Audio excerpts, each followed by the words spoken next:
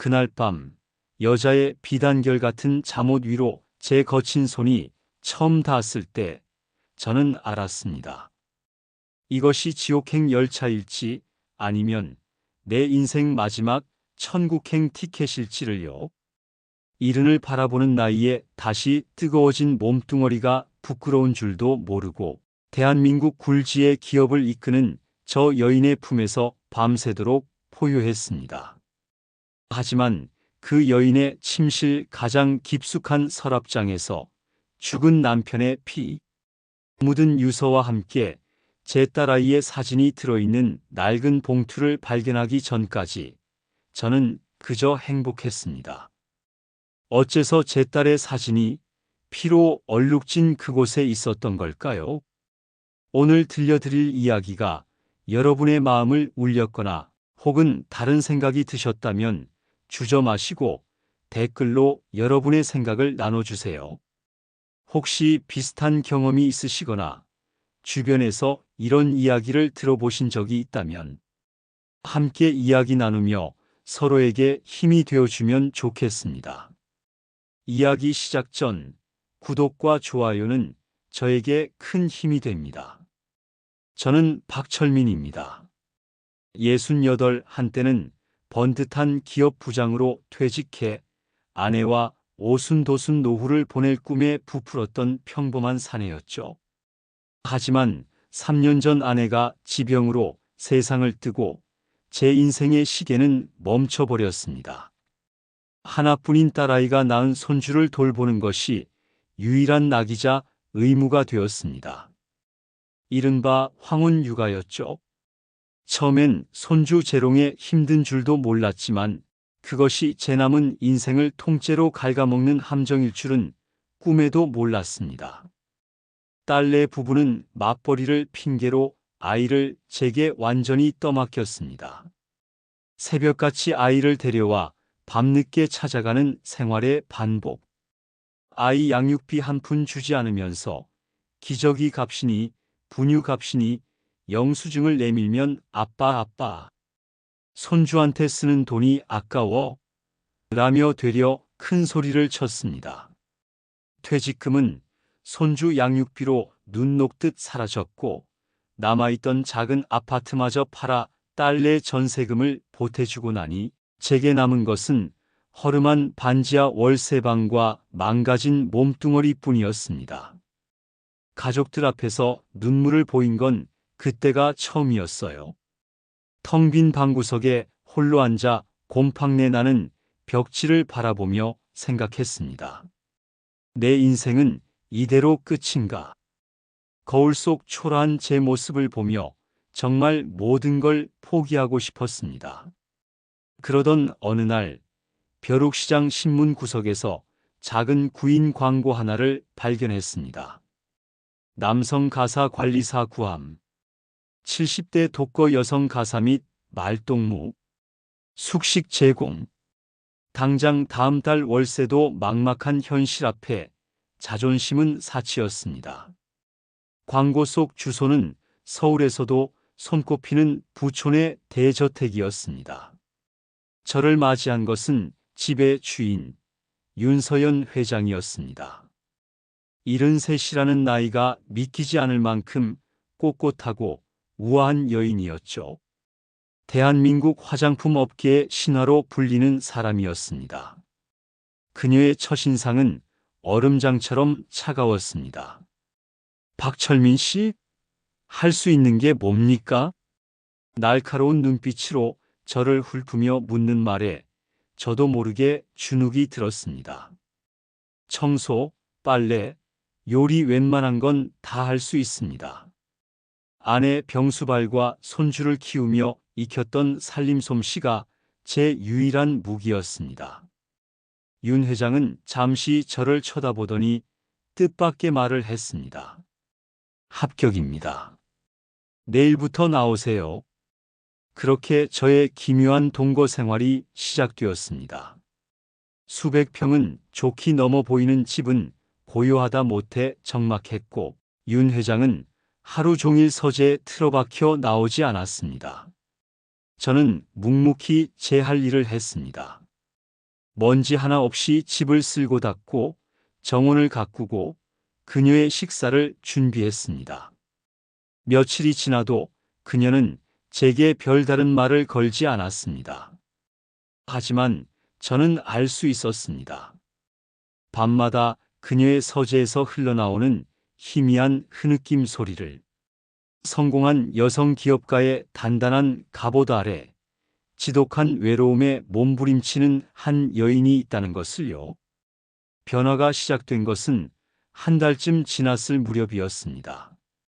그날 저녁 제가 정성껏 끓인 된장찌개를 맛본 그녀가 처음으로 입을 열었습니다. 맛있군요. 무심한 한마디였지만 그 말에 5년간 묵은 체증이 내려가는 듯 했습니다. 아내가 살아있을 때 자주 끓여주던 겁니다. 저도 모르게 속마음이 튀어나왔습니다.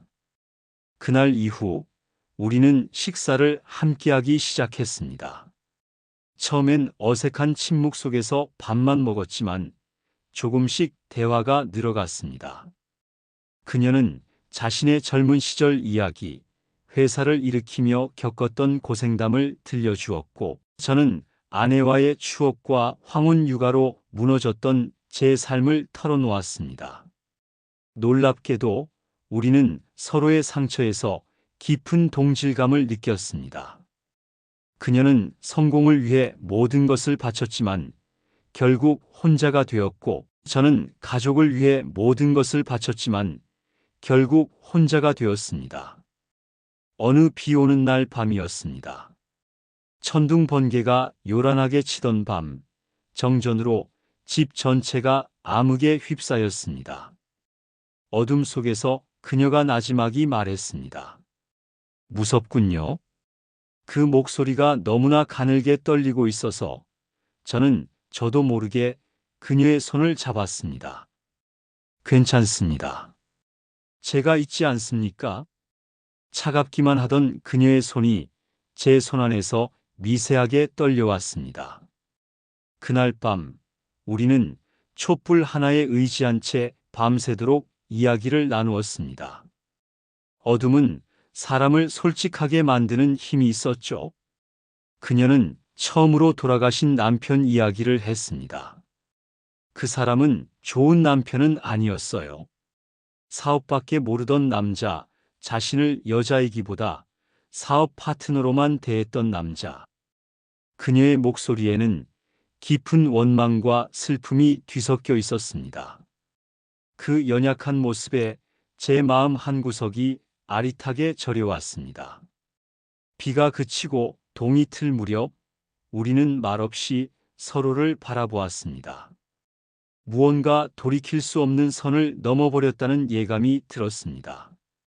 며칠 후 사건이 터졌습니다. 제가 주방에서 저녁 식사를 준비하고 있는데 등 뒤로 인기척이 느껴졌습니다. 돌아보기도 전에 부드럽고 향기로운 무언가가 제 허리를 강하게 낚아챘습니다. 윤 회장이었습니다.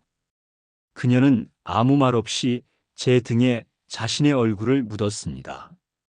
그녀의 풍만한 가슴이 제 등 전체에 밀착되며 터질 듯한 심장 소리가 고스란히 전해져 왔습니다. 순간 제 아랫도리에 피가 몰리며 수십 년간 잊고 지냈던 사내의 본능이 거대한 용처럼 꿈틀거렸습니다.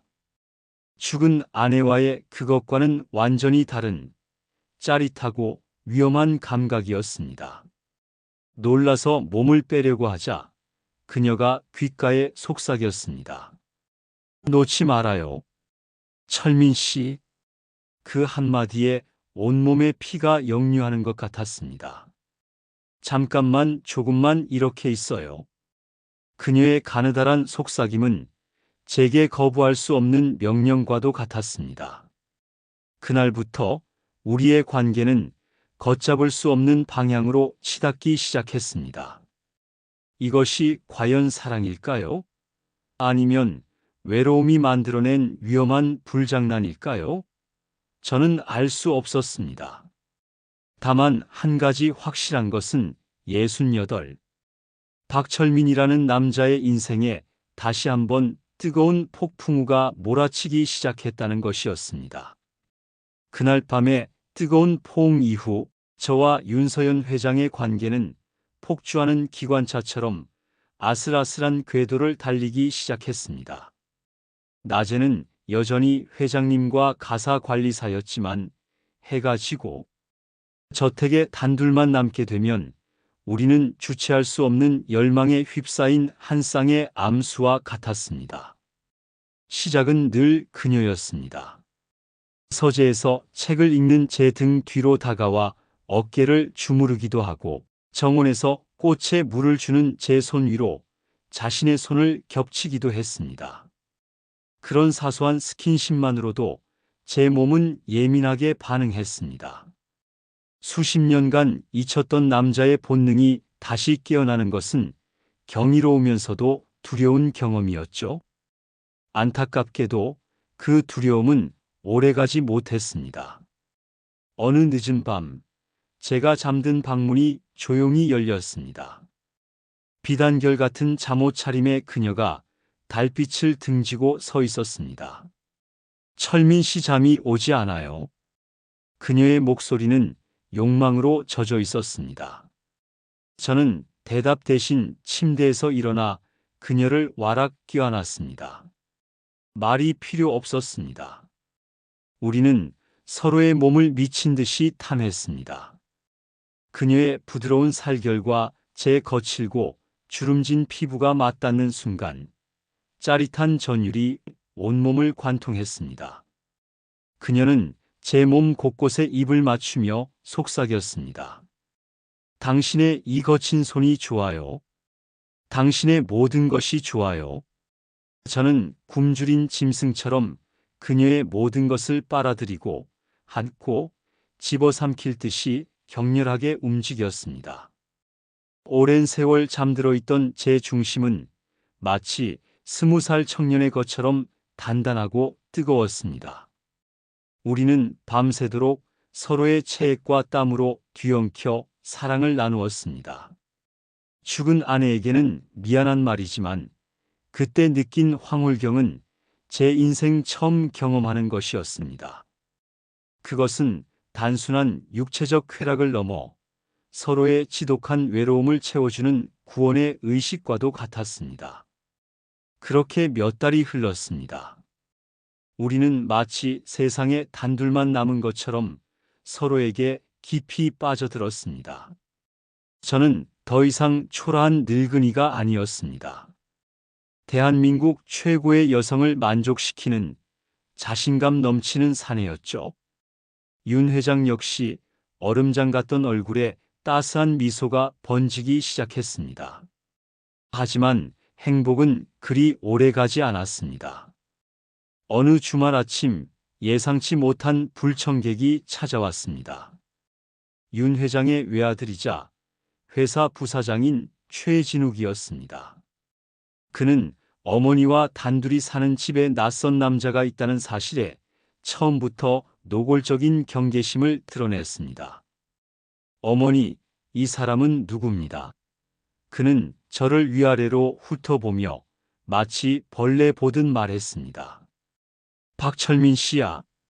우리 집안일을 도와주시는 분이다. 남자가요? 요즘 세상에 믿을 만한 사람인지 어떻게 압니까? 아들의 무례한 태도에 윤 회장의 얼굴이 굳어졌지만 그는 아랑곳하지 않았습니다. 그날 이후 최 부사장은 수시로 저택을 드나들며 저를 감시하고 사사건건 트집을 잡았습니다. 그의 날 선 시선과 비아냥거림을 견디는 것은 쉽지 않았습니다. 하지만 더 큰 문제는 따로 있었습니다. 윤 회장에게는 아무에게도 말하지 않은 비밀이 있는 것 같았습니다. 그녀는 종종 악몽을 꾸는 듯 밤새 끙끙 앓았고 가끔씩 저택 2층의 가장 안쪽에 있는 방 앞을 서성이며 깊은 한숨을 내쉬었습니다. 그 방은 언제나 굳게 잠겨 있었죠. 저 방은 왜 잠가 두신 겁니까? 제가 묻자 그녀는 얼굴이 하얗게 질리며 화제를 돌렸습니다. 아무것도 아니에요. 그냥 창고로 쓰는 곳이에요. 그녀의 반응은 명백히 무언가를 숨기고 있다는 증거였습니다. 그러던 와중에 잊고 싶었던 과거가 제 발목을 잡았습니다.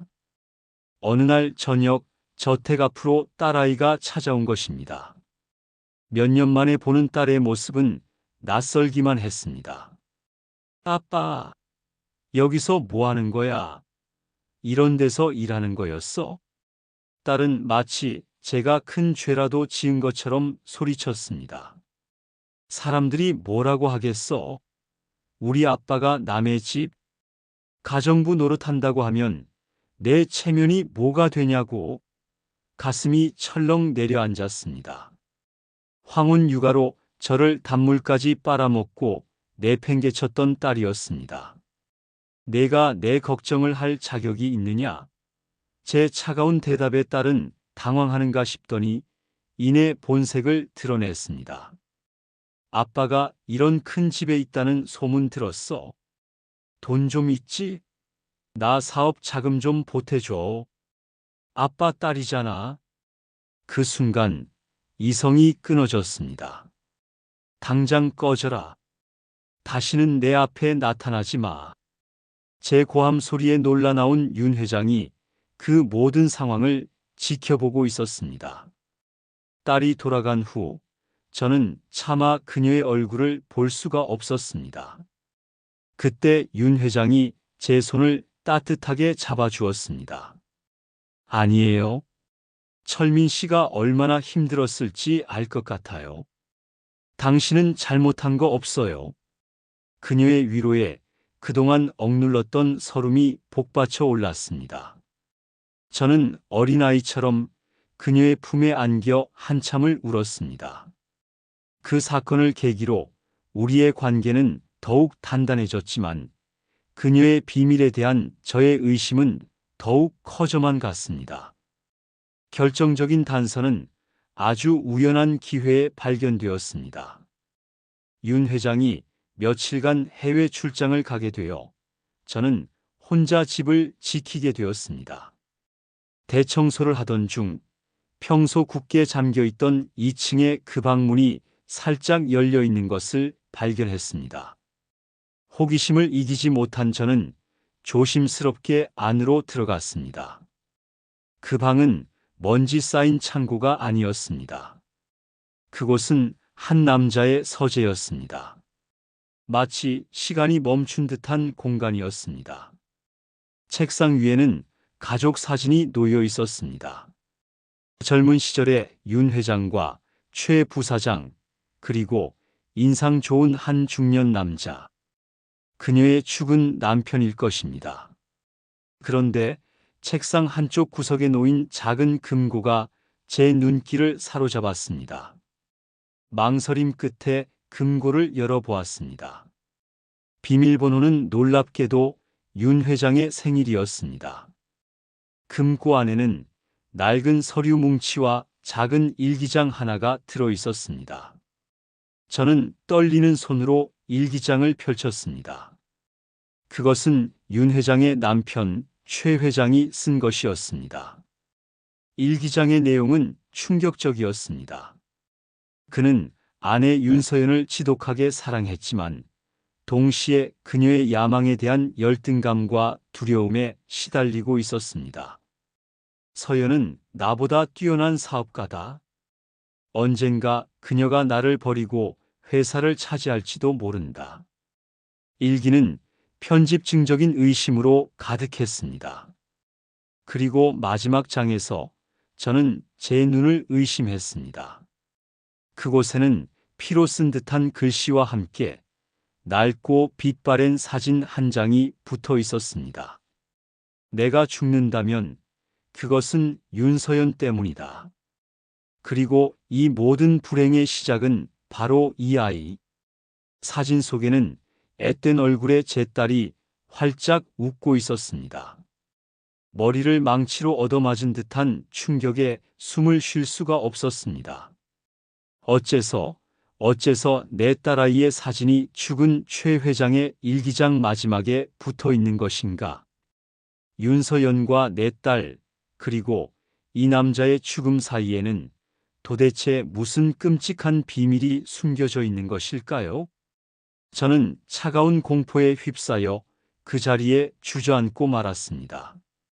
출장에서 돌아온 윤서연 회장을 마주했을 때 저는 아무 말도 할 수 없었습니다. 사랑하는 여인의 얼굴 뒤에 숨겨진 진실이 무엇일지 두려워 심장이 얼어붙는 것 같았죠. 며칠을 뜬 눈으로 밤을 새우며 고민했습니다. 이 모든 것을 묻어두고 그녀의 곁에 남을 것인가, 아니면 위험을 무릅쓰고 진실을 파헤칠 것인가. 결국 저는 후자를 택했습니다. 제 딸의 인생이 걸린 문제였으니까요. 저는 그녀에게 아무것도 모르는 척 평소처럼 행동하며 조심스럽게 과거를 떠보기 시작했습니다. 회장님은 따님은 없으셨습니까? 제 질문에 그녀의 얼굴이 순간 굳어지는 것을 놓치지 않았습니다. 아들 하나뿐이에요. 짧은 대답이었지만 그 안에는 깊은 슬픔과 고통이 담겨 있었습니다.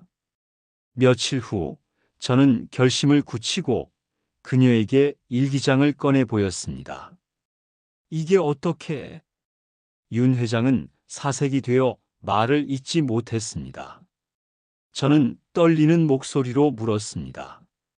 설명해 주십시오.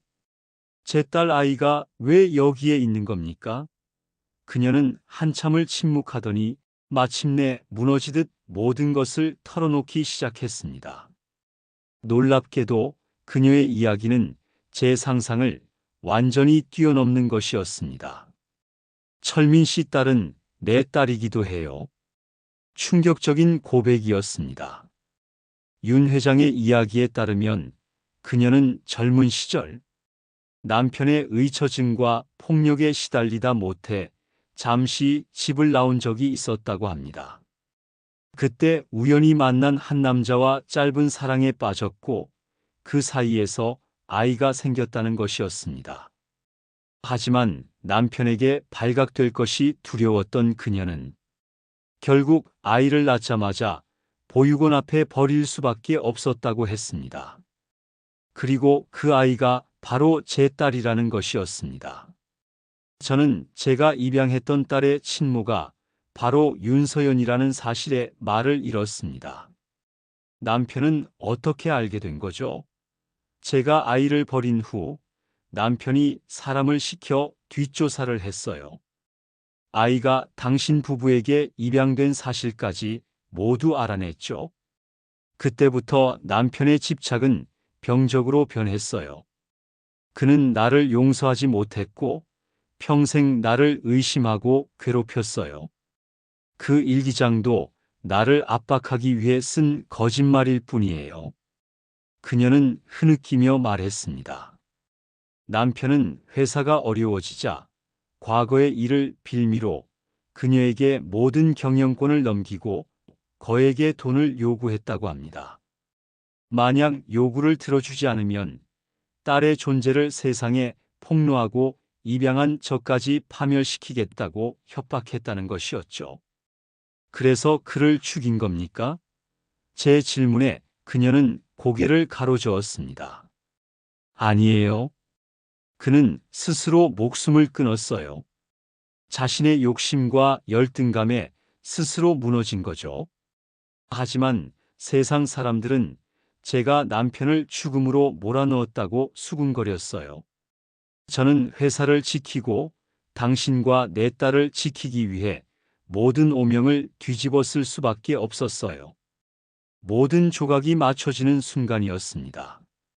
그녀가 굳게 잠가두었던 방은 죽은 남편의 상처이자 딸에 대한 그리움이 봉인된 공간이었던 것입니다.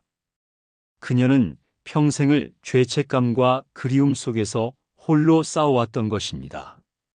그때 정말 모든 걸 포기하고 싶었습니다. 이 기막힌 운명의 장난 앞에서 제가 할 수 있는 것은 아무것도 없어 보였습니다. 하지만 그녀의 눈물을 보는 순간 저는 깨달았습니다. 이 여자를 지켜줘야겠다고.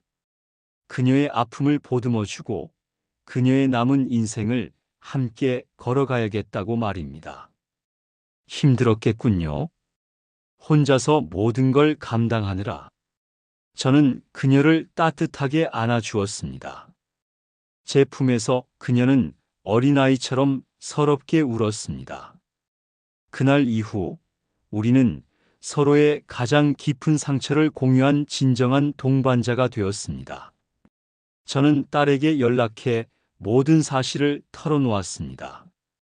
처음에는 충격과 혼란에 빠졌던 딸도 자신을 평생 그리워하며 살아온 친어머니의 존재를 알고는 눈물을 흘렸습니다.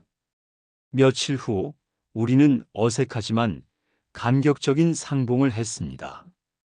윤 회장은 딸의 손을 잡고 미안하다, 정말 미안하다는 말만 되풀이했고 딸은 말없이 어머니를 끌어안았습니다. 그 모습을 지켜보던 아들 최 부사장 역시 굳었던 마음을 풀고 처음으로 제게 고개를 숙였습니다. 죄송했습니다. 아버님, 모든 갈등과 오해가 눈 녹듯 사라지는 순간이었습니다. 1년 후 저와 윤서연 회장은 가족들과 가까운 지인들만 모시고 작은 결혼식을 올렸습니다. 69의 신랑과 74의 신부. 사람들은 손가락질할지도 모릅니다. 하지만 저희는 세상에서 가장 행복했습니다. 저희는 결혼 후 황혼의 둥지라는 작은 재단을 만들었습니다. 저희처럼 황혼 육아로 고통받거나 외로움 속에 방치된 노인들을 돕는 곳입니다. 윤 회장은 재단 이사장으로, 저는 그곳에서 어르신들의 식사를 책임지는 주방장으로 제2의 인생을 살고 있습니다. 매일 아침 저는 그녀를 위해 따뜻한 밥을 짓습니다. 그녀는 제 어깨를 감싸 안으며 말합니다. 철민 씨, 당신을 만난 게 내 인생 최고의 행운이에요. 그러면 저는 대답합니다. 서연 씨, 당신 덕분에 내 인생은 이제야 진짜 봄을 맞았소. 인생의 황혼역에서야 비로소 깨닫게 됩니다. 진정한 사랑은 화려한 조건이나 젊음이 아니라 서로의 상처를 보듬어주고 마지막 순간까지 함께 걸어가 주는 것이라는 것을. 혹시 지금 힘든 시간을 보내고 계신가요? 인생이 끝났다고 생각하지 마십시오. 어쩌면 당신의 가장 빛나는 순간은 아직 오지 않았을지도 모릅니다. 저희처럼 말이죠. 오늘 저희 이야기가 여러분의 마음에 작은 울림을 주었기를 바랍니다. 여러분의 삶에도 늦게 피어 더욱 아름다운 꽃이 활짝 피어나기를 응원하며 여러분의 소중한 사랑 이야기도 댓글로 함께 나눠주시길 기다리겠습니다. 앞으로도 저희 채널에 많은 관심과 사랑 부탁드리며 구독과 좋아요, 알림 설정으로 응원해 주시면 더 좋은 이야기로 보답하겠습니다.